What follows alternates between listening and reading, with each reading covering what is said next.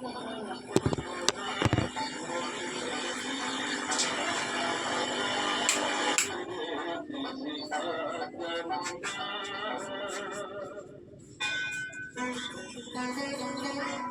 লাগছে কালী কথা? আপনার মতামত আমাদের জানান হোয়াটসঅ্যাপ করে 7890983983 নম্বরে। আসুন দেখা করুন কালী কথা 98.3 মির্চিতে।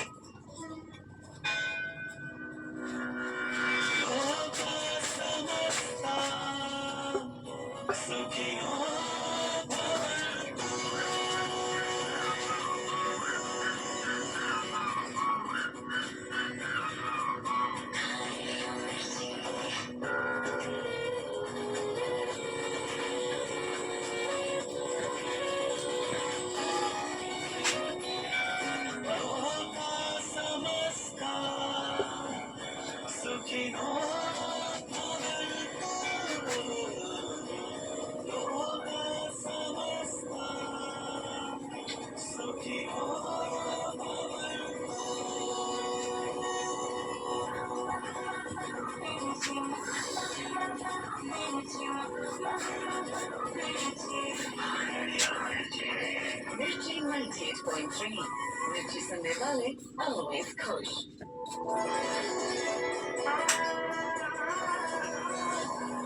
Mirchi Recharge Mantra with Vishal Sweetia and Brahma Kumari's sister Shreya. Only on 98.3 Mirchi. It's hot.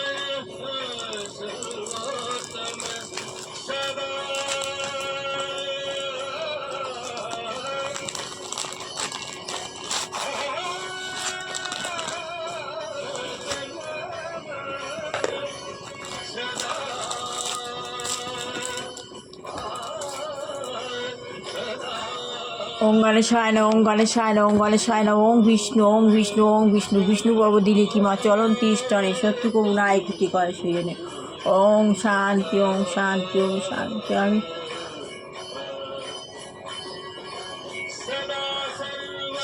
আত্মা শান্ত সন্তুষ্ট দুই ভূগুটির মাঝখানে অবস্থিত সত্যযুগ দেবতা ছিলাম তাই দেহ ভানিসে দাগ করে নিচে নেমে এসেছি করিতে ডিসচার্জ হয়ে যায় সঙ্গম নিয়ে শ্রেষ্ঠ কর্ম করার জন্য অ্যান্ড হয়ে ঘিরে করে স্নেক হয়ে বাদ হয়ে মাছ হয়ে উপরে উঠছি, উপরে উঠছি, উপরে উঠছি, উপরে উঠছি, উপরে উঠছি, উপরে উল্টানো বৃক্ষ ঊর্ধ্বে মূল অর্ধ শাখা আর নিচে শিবা বসে আছেন প্রচুর পাওয়ার। আমি বাবার দুই ভূগোলের মাঝখান থেকে আমি আমার দুই যুগের মধ্যে দিয়ে আমি নিজের মধ্যে পাওয়ার করে নিচ্ছি, প্রচুর পাওয়ার আমি করে নিচ্ছি বাবা।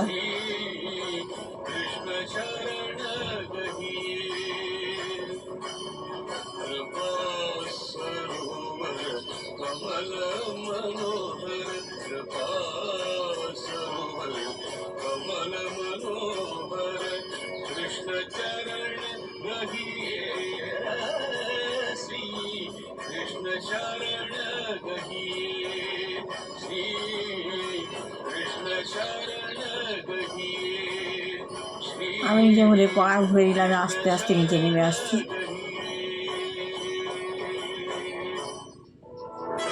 আমি বাবার থেকে পাওয়ার নিয়ে নিলাম, বাবার প্রচুর পাওয়ার, আপনারা সবাই নেবেন।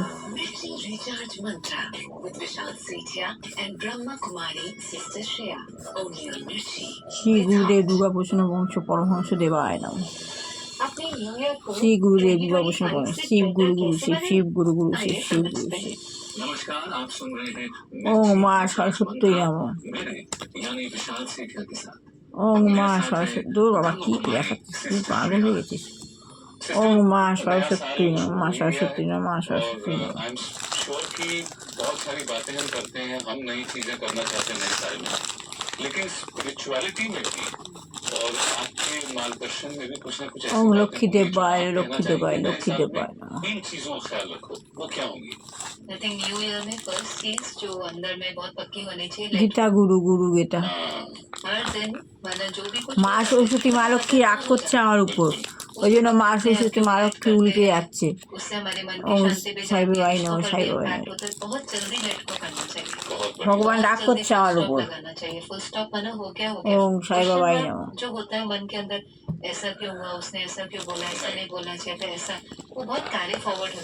आपने कहा जैसे ऐसा समझो कि ये तुम्हारी जिंदगी का आखिरी दिन है, तो तुम उसको पकड़ के रखोगे नहीं, पकड़ के तो रखो। Let go. मतलब जैसे कोई दाग होता है ना, जैसे अगर आपकी साड़ी पे भी कोई আমার दाग लग 3টি जाए, গুরু অনুকূল चाय ঠাকুর। पीते पीते कपड़े पर आप तुरंत साफ करते हैं, तो जल्दी से আমার होता है। পথপ্রদর্শক গুরুদেব, आपने कई बार देखा দুর্গাভূষণ होगा कि পরমহংসদেব, आप बेड पर সাই जब বাবা गिर जाए तो आप तुरंत আর बेडशीट उठाते हैं कि वो मैट्रेस तक नहीं जाए। जी, मतलब कोई चीज অনুকূল ঠাকুর। कॉन्शियस माइंड में उसको सबकॉन्शियस तक আমি नहीं পড়ছিলাম শ্রী চৈতন্য মহাপ্রভুর जाता। আবির্ভাব। खराब नहीं होने दे, तुरंत उस दाग को निकाल আত্মজ্ঞান লাভের के পন্থা বইটা যতদিন শেষ না হচ্ছে আমি তার জন্য দুঃখিত, আমি सेकंड গীতাটা चीज है, পড়তে পারছি जो না। भी दिन है শ্রী जैसा भी है, প্রভুপাদ। हर एक के लिए हर समय परफेक्ट नहीं होता है।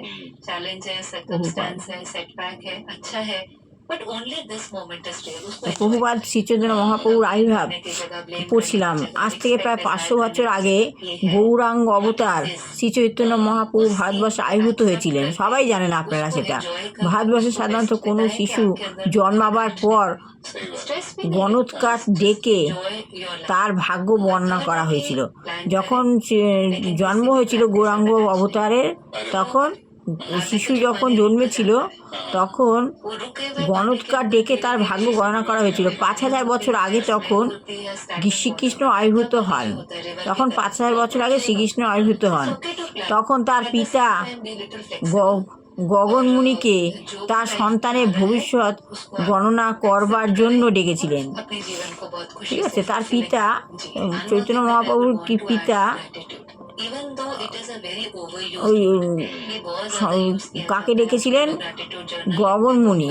তার পিতা ডেকেছিলেন গগনমুনিকে তার সন্তানের ভবিষ্যৎ গণনা করবার জন্য। গগনমুনি তার ভবিষ্যৎ গণনা করে বলেছিলেন, কি বলেছিলেন? এই শিশুটি পূর্বে শ্বেত রক্ত এবং পীতবর্ণের দেহে আবির্ভূত হয়েছিল। এই শিশুটি, ওই শ্রীচৈতন্যের কথা বলছে, উনি বলছিলেন শিশুটি পূর্বে আগে আর কি শ্বেত রক্ত ও পীত বর্ণের দেহে আবির্ভূত হয়েছিলেন। এখন সে কৃষ্ণবর্ণ ধারণ করে আবির্ভূত হয়েছেন। পূর্বজন্মের চৈতন্য মহাপ্রভু শ্বেত রক্ত আর পীত বর্ণের দেহে আবির্ভূত হয়েছিল, আর বর্তমানে শ্রীকৃষ্ণের বর্ণ ধারণ করে আবির্ভূত হয়েছেন। শাস্ত্রে শ্রীকৃষ্ণের অঙ্গকান্তিকে বর্ষার জল ভরা মেঘের মতো বলে বর্ণনা করা হয়েছে। তাহলে শাস্ত্রে এই শ্রীকৃষ্ণকে কার সঙ্গে বর্ণনা করা হয়েছে? বর্ষার জল ভরা মেঘের মতো বর্ণনা করা হয়েছে। শ্রী চৈতন্য মহাপ্রভু হচ্ছেন গৌর বর্ণে আবির্ভূত ভগবত অবতার। শ্রীকৃষ্ণ মহাপ্রভু হচ্ছেন কে? গৌর বর্ণের আবির্ভূত হয়েছিলেন ভব অবতার। আজকে এটুকুনি পড়লাম। ভালো লাগলে লাইক শেয়ার কমেন্ট অবশ্যই করবেন। সবার ভালো হোক, কল্যাণ হোক, মঙ্গল হোক। দুষ্টু বাচ্চা মানুষের মতো মানুষ হোক, বিবাহ যোগ্য ছেলেমেয়ের বিবাহ হোক, চাকরিযোগ্য ছেলেমেয়ের চাকরি হোক। যে গিয়ে দুয়াচারী গৃহিণী রয়েছেন, আমাদের পরিবেশে কলুষিত হয়েছেন, ভগবান যেন তাকে সেই পরিবেশ থেকে সরিয়ে দেয়, না হয় চেতনা দিক। যে গিয়ে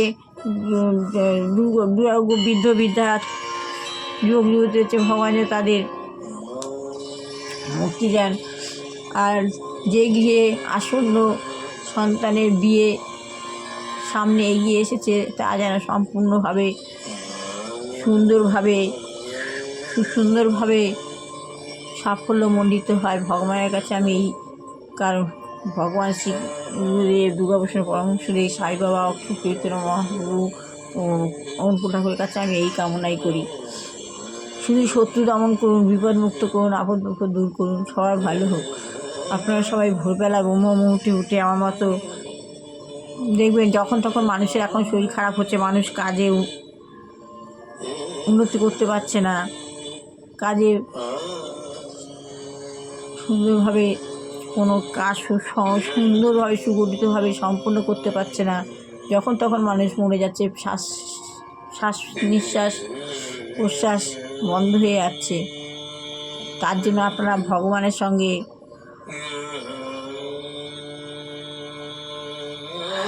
শরণাগত হয়ে ভগবানকে স্মরণ করে ভগবানের সঙ্গে সম্পর্কযুক্ত হন। আপনারা অনেক উন্নতি পাবেন, আপনার ঘরের বাতাবরণ প্রিয় হয়ে যাবে। এই বলে আমি আজ শেষ করলাম।